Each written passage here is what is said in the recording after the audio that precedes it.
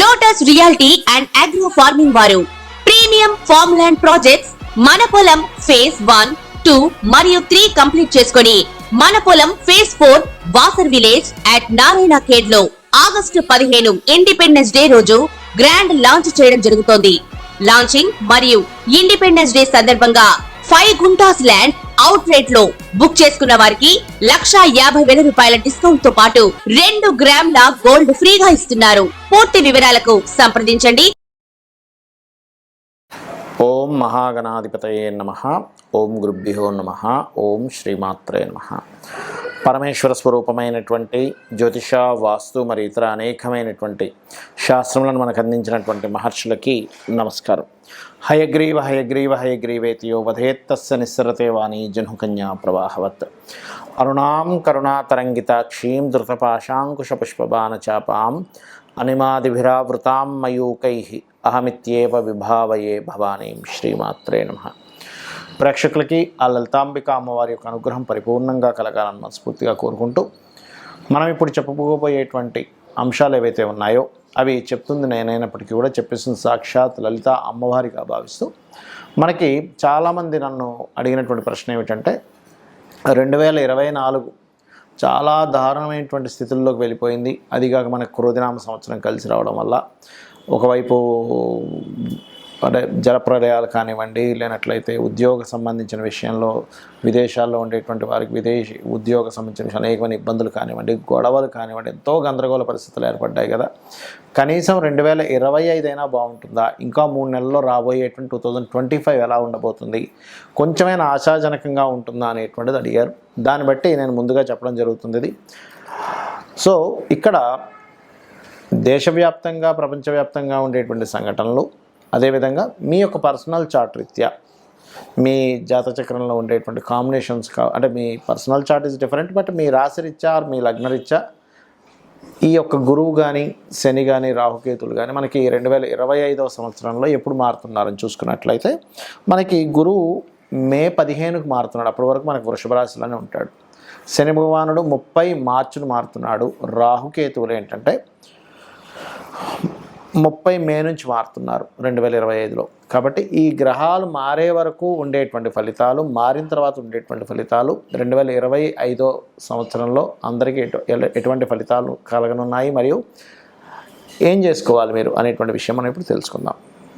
వృషభ లగ్నము, వృషభ రాశి. వృషభం వారికి ఈ 2025 సంవత్సరంలో ఎప్పుడైతే విశ్వవసు అనేటువంటిది వస్తుందో అక్కడ నుంచి ఇంకా బాగుంటుంది చెప్పాలంటే. కాకపోతే ఈ 2025 సంవత్సరంలో మనం జనవరి నుంచి చాలామంది అడుగుతున్నారు కాబట్టి మనం వసు సంవత్సరం మళ్ళీ చెప్పుకుందాం సపరేట్గా.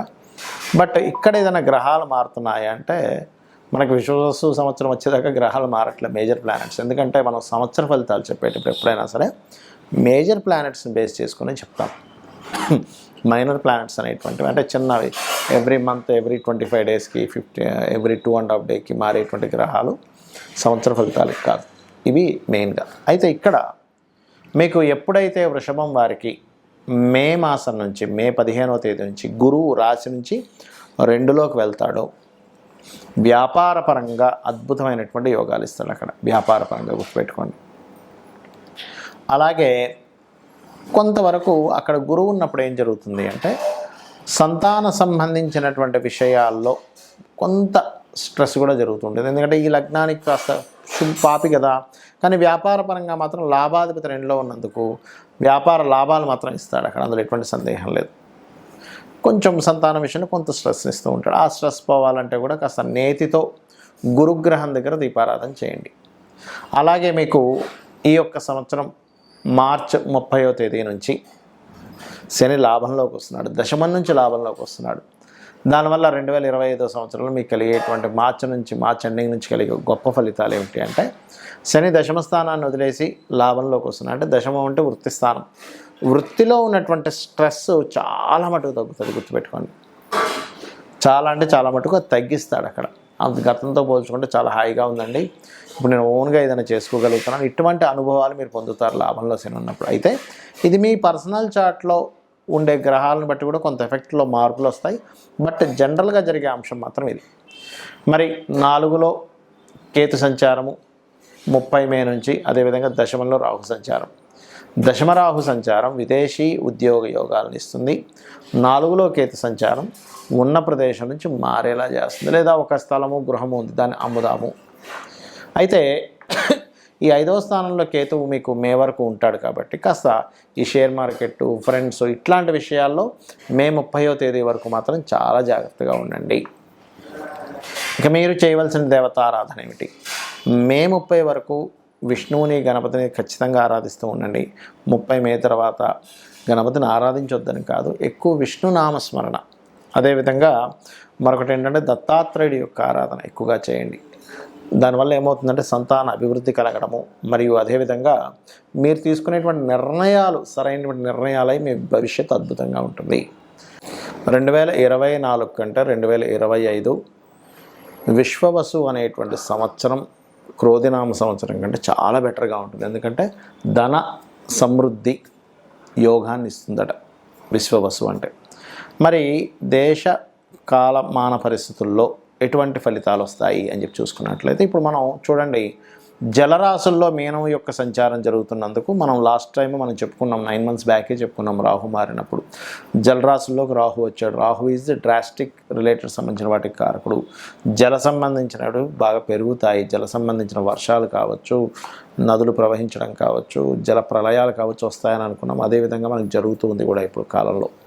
అయితే మరి ఎప్పుడైతే మీకు రాహుకేతువులు మారుతారో మే 30వ తేదీ నుంచి, అక్కడ చాలా మట్టుకు ఈ మే తర్వాత వచ్చేటువంటి నెక్స్ట్ ఇయర్ 2025 మే తర్వాత వచ్చేవి చాలా అట్లాంటివి జరగవు చాలా మటుకు. అదేవిధంగా కేతు ఎప్పుడైతే మనకి కన్యారాశి నుంచి సింహరాశిలోకి వస్తాడో భూముల యొక్క ధరలు బాగా పెరుగుతాయి అక్కడ. అంటే ల్యాండ్ రేట్స్ పెరిగేటువంటి సమయం ఎప్పుడైతే సింహంలోకి వస్తాడో కేతు. మరి సింహంలోకి వచ్చిన కేతువు ఏం చేస్తాడండి, కొన్ని అధికారాల్లో ఉండేటువంటి కొంతమందిని బదిలీ చేస్తాడు. అది ఎంపీ లెవెల్ కావచ్చు, ఎమ్మెల్యే లెవెల్ కావచ్చు, సీఎం లెవెల్ కావచ్చు, పిఎం లెవెల్లో కావచ్చు.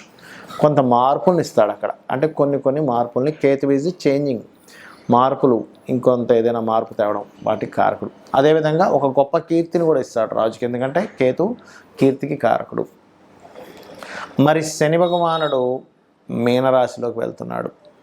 ఇక్కడ బాగా అర్థం చేసుకోండి, రాహు ఎప్పుడైతే మీనరాశిలో ఉన్నాడో కొన్ని ధర్మ సంబంధించినటువంటి విషయాలు అనేకమైనటువంటి ఘర్షణలు తీసుకొచ్చాడు.